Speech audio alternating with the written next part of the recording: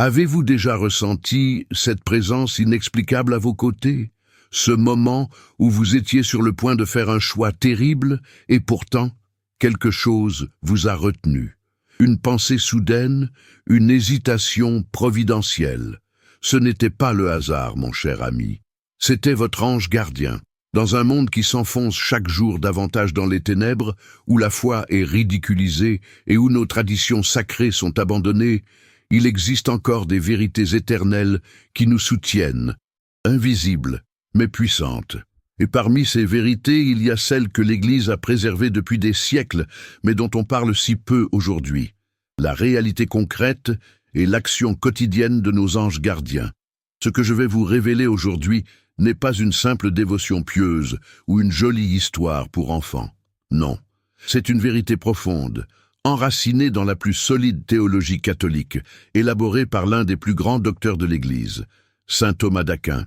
Une vérité qui, si vous la comprenez vraiment, changera complètement votre relation avec le monde spirituel qui vous entoure.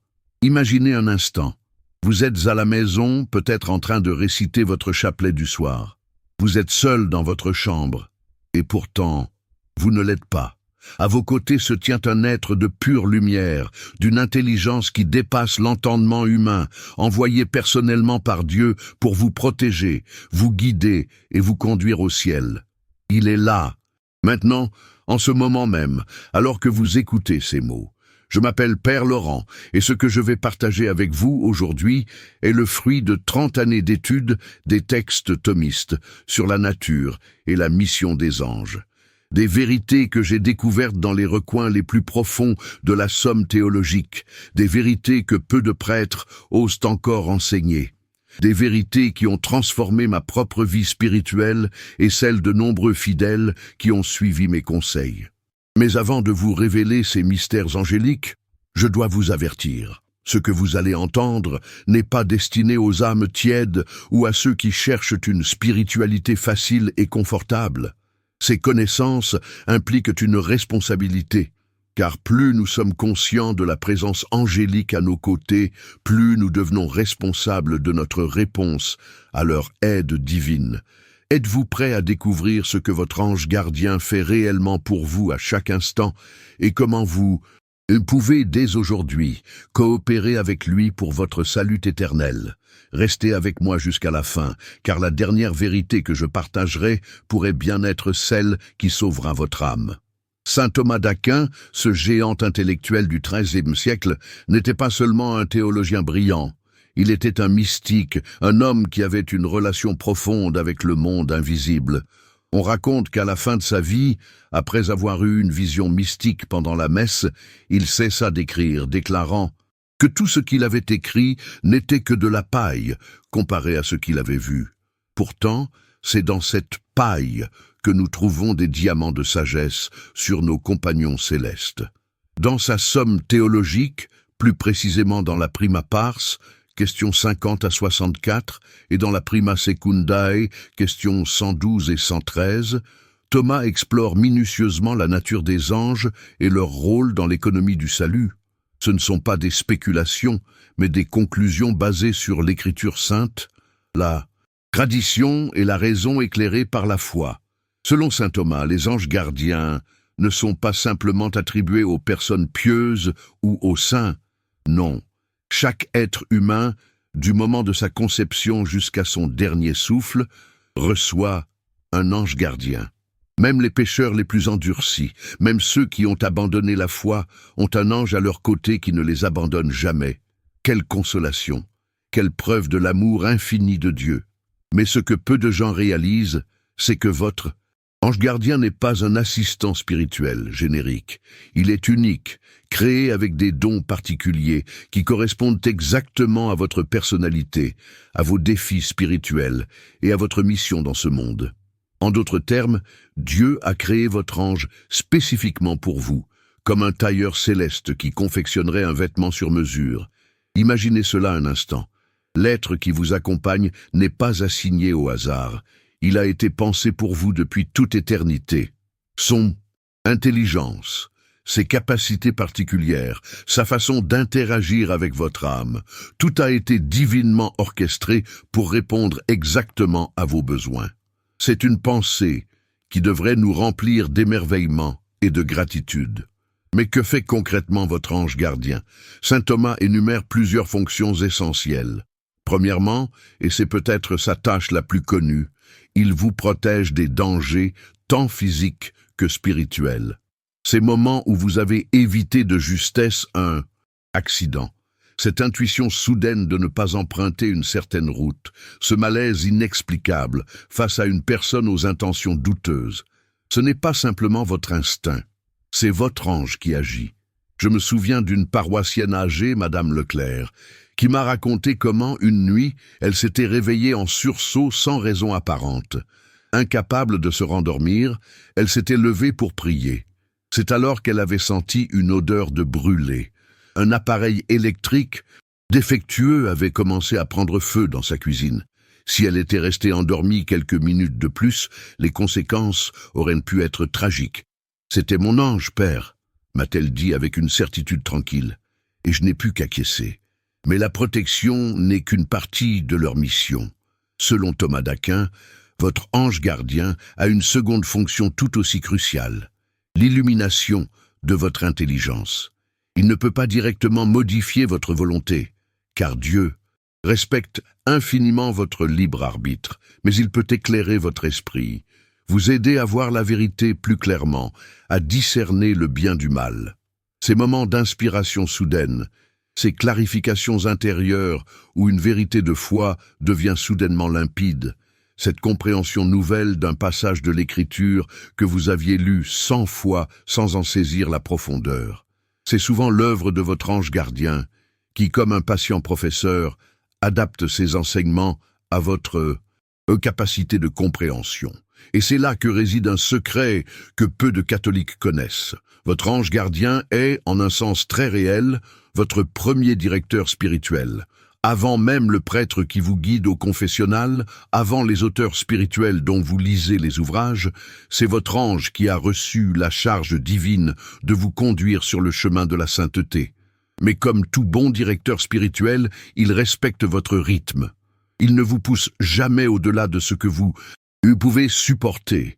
Il connaît vos faiblesses mieux que vous ne les connaissez vous-même, et il sait exactement quand vous encourager à avancer et quand vous permettre de vous reposer. Quelle sagesse divine dans cette pédagogie angélique! La troisième fonction de votre ange gardien, selon saint Thomas, est peut-être la plus mystérieuse. Il vous aide dans votre prière.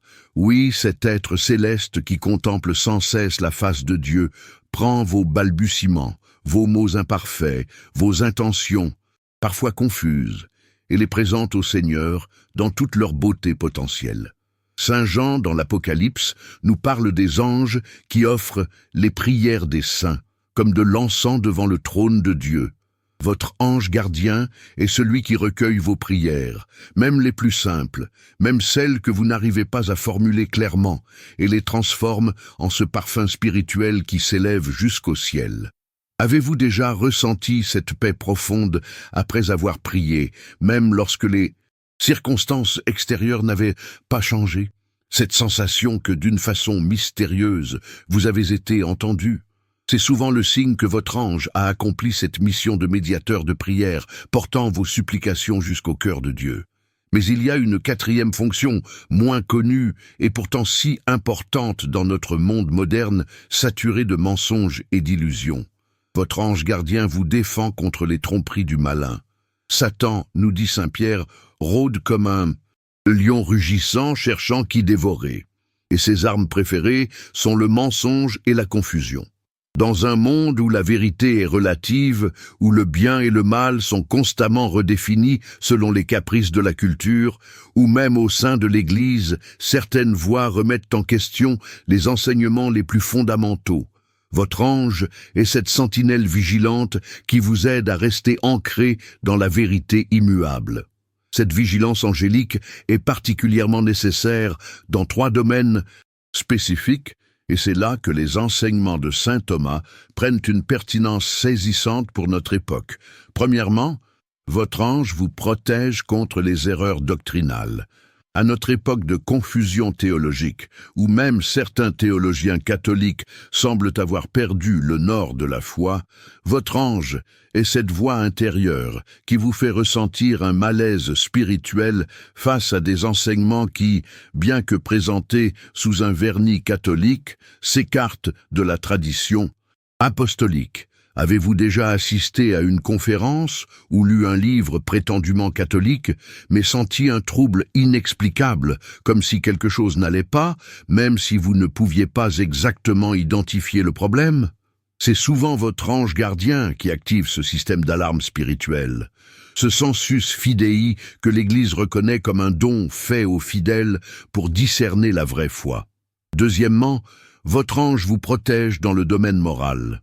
Dans une société qui célèbre le vice comme une vertu et ridiculise la pureté et la tempérance, votre compagnon céleste est celui qui renforce votre conscience morale, qui vous rappelle, au moment de la tentation, la beauté de la vertu et la laideur du péché.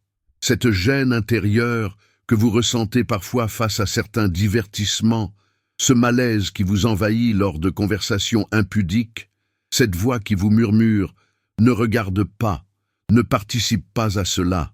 C'est votre ange qui travaille à préserver la pureté de votre âme.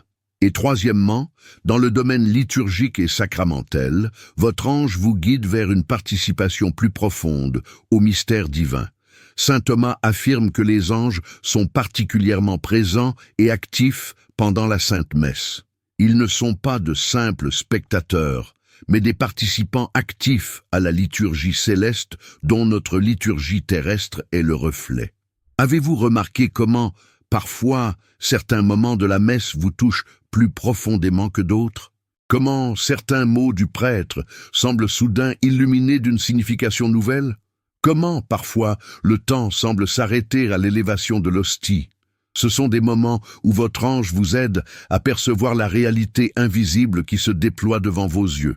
Mais voici peut-être la vérité la plus surprenante que saint Thomas nous révèle sur nos anges gardiens. Ils apprennent de nous. Oui, vous avez bien entendu. Ces êtres d'une intelligence pure et parfaite découvrent, à travers leur mission auprès de vous, des aspects de la miséricorde divine qu'ils n'auraient jamais pu connaître autrement. Lorsque vous tombez et vous relevez, lorsque vous luttez contre une tentation récurrente, lorsque vous persévérez malgré les échecs, votre ange est témoin de ce mystère de la grâce qui agit dans la faiblesse. Il contemple, émerveillé, comment Dieu peut transformer même vos chutes en occasion de croissance spirituelle. Les anges n'ont jamais expérimenté la conversion, car leur choix pour ou contre Dieu a été définitif dès le premier instant de leur création. Ils n'ont jamais connu cette seconde chance que nous recevons à chaque confession. Ils n'ont jamais ressenti ce que c'est que d'être perdu puis retrouvé, d'être mort spirituellement puis ressuscité par la grâce. Et pourtant, à travers vous, ils découvrent la profondeur insondable de la miséricorde divine. Votre combat spirituel devient pour eux une sorte de théâtre sacré où se déploie le drame de la rédemption. N'est-ce pas merveilleux de penser que votre fidélité dans les petites choses, votre lutte quotidienne pour la sainteté, est une source d'émerveillement pour ces êtres célestes? Cette vérité devrait nous donner un profond sentiment de dignité. Même dans nos moments de plus grande faiblesse, même lorsque nous nous sentons spirituellement diminués, nous sommes toujours le centre d'une attention angélique qui ne se détourne jamais de nous. Mais cette relation avec votre ange gardien n'est pas à sens unique. Elle est un véritable dialogue, une collaboration spirituelle. Et c'est là que nous touchons au cœur de l'enseignement thomiste. Comment coopérer activement avec votre ange gardien? Saint Thomas nous donne 3 clés essentielles pour approfondir cette relation. La première est le respect. Votre ange, bien qu'invisible, est réellement présent à vos côtés. Il mérite votre révérence, non pas comme on vénérerait Dieu, mais comme on honorerait un ambassadeur royal. La prière traditionnelle « Ange de Dieu qui est mon gardien » n'est pas une simple formule pieuse pour les enfants. C'est la reconnaissance de cette présence réelle. Essayez, ne serait-ce qu'une fois par jour, de vous arrêter et de reconnaître consciemment la présence de votre ange. Saluez-le intérieurement. Remerciez-le pour sa protection constante. Cette simple pratique peut transformer votre conscience spirituelle. La deuxième clé est l'attention. Votre ange communique avec vous, mais sa voix est souvent subtile. 1. Murmure dans le tumulte de notre monde bruyant. Pour l'entendre, il faut cultiver ce que les maîtres spirituels appellent le silence intérieur. Ce n'est pas nécessairement un silence physique, bien que cela puisse aider. C'est plutôt cette capacité à tourner son attention vers l'intérieur, à écouter au-delà des pensées superficielles qui encombrent notre esprit. Dans la tradition monastique, on parle de la garde du cœur, cette vigilance intérieure qui nous permet de discerner les mouvements subtils de la grâce. Essayez chaque jour de prendre quelques minutes pour cette écoute profonde. Pas nécessairement une longue méditation, même 3 minutes peuvent suffire. Demandez simplement à votre ange de vous parler, puis restez en silence, attentif aux pensées, aux images ou aux sentiments qui peuvent surgir. Avec le temps, vous apprendrez à reconnaître sa voix unique. La troisième clé est la docilité. Entendre votre ange est une chose, le suivre en est une autre. La docilité n'est pas une obéissance aveugle à toute impulsion intérieure, ce qui pourrait être dangereux car toutes les inspirations ne viennent pas des bons anges. C'est plutôt cette disponibilité de cœur qui nous permet de répondre rapidement aux authentiques inspirations divines. Saint Thomas compare cette docilité à celle d'un bon élève envers son maître. L'élève ne suit pas passivement. Il engage activement son intelligence, mais avec une humilité fondamentale qui reconnaît l'autorité du maître. De même, notre relation avec notre ange gardien doit être active et intelligente, mais empreinte d'une humilité qui reconnaît sa sagesse supérieure. En pratique, cette docilité se manifeste par une promptitude à suivre les bonnes inspirations, même lorsqu'elles nous demandent de sortir de notre zone de confort. Cette impulsion à appeler un ami que vous n'avez pas vu depuis longtemps, qui, vous le découvrirez peut-être, traversait justement une crise spirituelle, cette invitation intérieure à vous réconcilier avec quelqu'un, ce désir soudain de faire un don à une cause particulière, ce sont souvent des suggestions de votre ange qui voit au-delà de l'immédiat et comprend les ramifications spirituelles de vos actions. Mais il y a plus. Saint Thomas nous révèle que nos anges gardiens ne travaillent pas isolément. Ils sont en communication constante les uns avec les autres, formant un vaste réseau de protection et de grâce autour de l'humanité. L'ange qui garde votre conjoint, vos enfants, vos amis, même ceux qui gardent des personnes que vous n'avez jamais rencontrées, mais avec qui votre vie s'entrelacera un jour, tous ces anges collaborent dans une harmonie parfaite pour accomplir le plan divin. Imaginez cela un instant. Ces êtres puissants orchestrent, sous la direction divine, des coïncidences qui ne sont rien moins que des rendez-vous providentiels. Cette personne que vous avez par hasard rencontrée et qui a changé le cours de votre vie, ce livre qui est tombé par accident entre vos mains et a transformé votre compréhension de la foi, cette opportunité inattendue qui vous a conduit exactement là où vous deviez être. Ce n'est pas le hasard, c'est cette collaboration angélique à l'œuvre. Et c'est pourquoi la dévotion à votre ange gardien n'est pas une pieuse option parmi d'autres, mais un élément fondamental de la vie spirituelle. C'est reconnaître et honorer ce compagnon céleste qui vous a été donné par amour et qui ne vous abandonnera jamais. Mais il y a un aspect encore plus profond de cette relation que saint Thomas évoque avec une prudence théologique admirable. Votre ange gardien n'est pas seulement avec vous pendant votre vie terrestre. Il vous accompagne également au moment de votre mort et au-delà. Au moment du passage, lorsque votre âme quittera votre corps, votre ange sera là, non pas comme un simple témoin, mais comme un guide et un défenseur. Les pères de l'Église nous enseignent que c'est à ce moment que se déroule ce qu'on appelle parfois le jugement particulier, cette rencontre personnelle avec le Christ où toute notre vie est passée en revue. Dans cette expérience intense, votre ange gardien se tiendra à vos côtés. Non pas pour plaider votre cause, seul le Christ est notre avocat devant le Père, mais pour témoigner de vos efforts, de vos luttes, de votre amour imparfait mais réel. Il sera, pour ainsi dire, le témoin de votre histoire d'amour avec Dieu, avec toutes ses complications et ses beautés cachées. Et, si votre âme doit passer par les purifications du purgatoire, votre ange ne vous abandonnera pas. Il continuera à vous assister, à vous réconforter, à vous rappeler l'amour divin qui vous attend au terme de cette purification. C'est pourquoi l'Église nous encourage à prier non seulement pour les âmes du purgatoire, mais aussi à demander l'intercession des anges gardiens pour elles. Et finalement, lorsque vous entrerez dans la gloire éternelle, votre ange sera encore là, non plus comme un gardien, car dans le ciel, il n'y a plus besoin de protection, mais comme un compagnon de louange.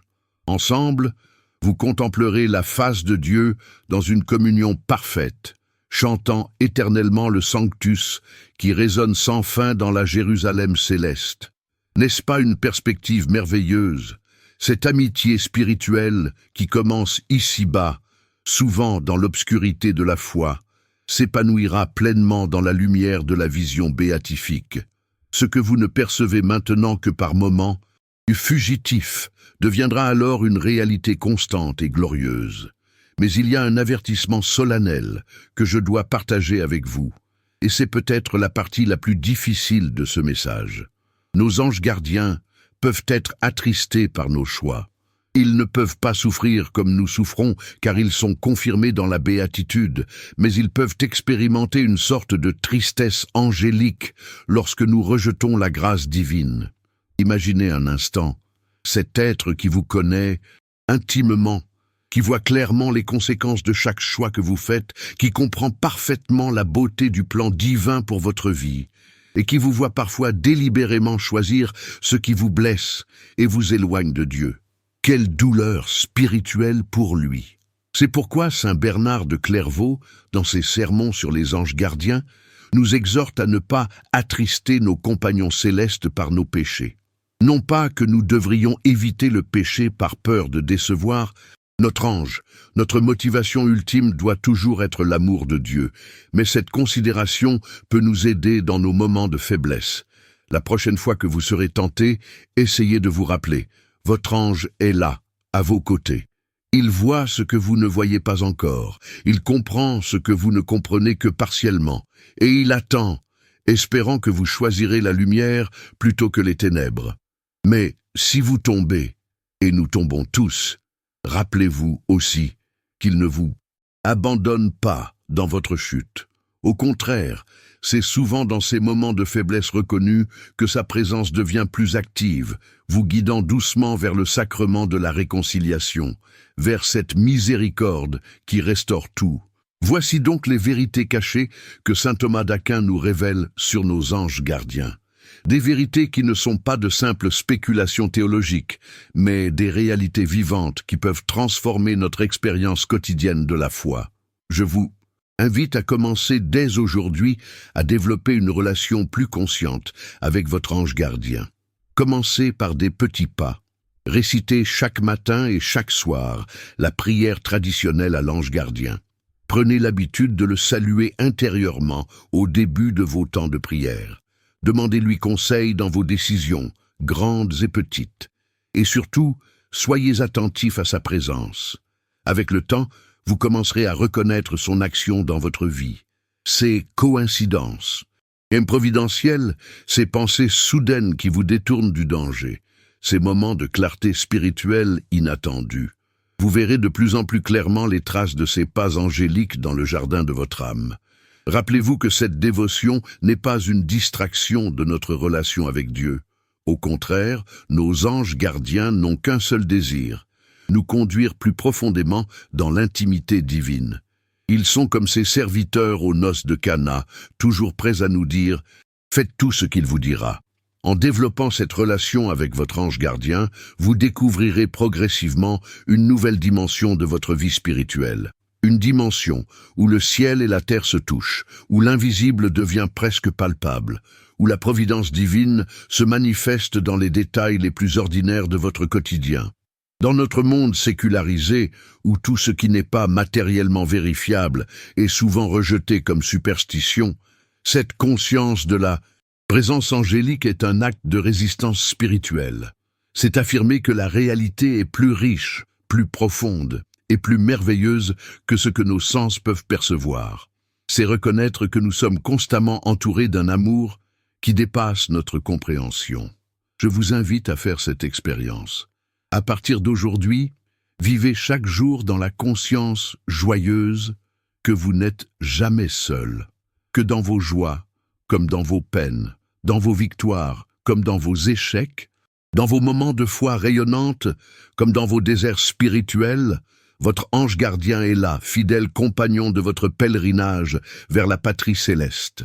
Et si vous avez été touché par ce message, si ces vérités ont résonné dans votre cœur, je vous invite à le partager avec ceux que vous aimez, car dans notre monde troublé, où tant d'âmes se sentent abandonnées et seules, le rappel de cette présence angélique peut être comme une lumière dans les ténèbres, une source d'espérance et de réconfort. Ne manquez pas notre prochain vidéo qui apparaît maintenant sur votre écran. Ce sera une exploration des enseignements de saint Thomas d'Aquin sur le purgatoire et comment nos prières peuvent véritablement soulager les âmes qui s'y trouvent. Cliquez sur le cadre qui apparaît et découvrez ces vérités essentielles pour votre salut et celui de vos proches défunts. Que votre ange gardien vous protège et vous guide, aujourd'hui et tous les jours de votre vie, jusqu'à ce que vous contempliez ensemble, dans la joie éternelle, le visage radieux de notre Seigneur et Sauveur, Jésus-Christ. Amen.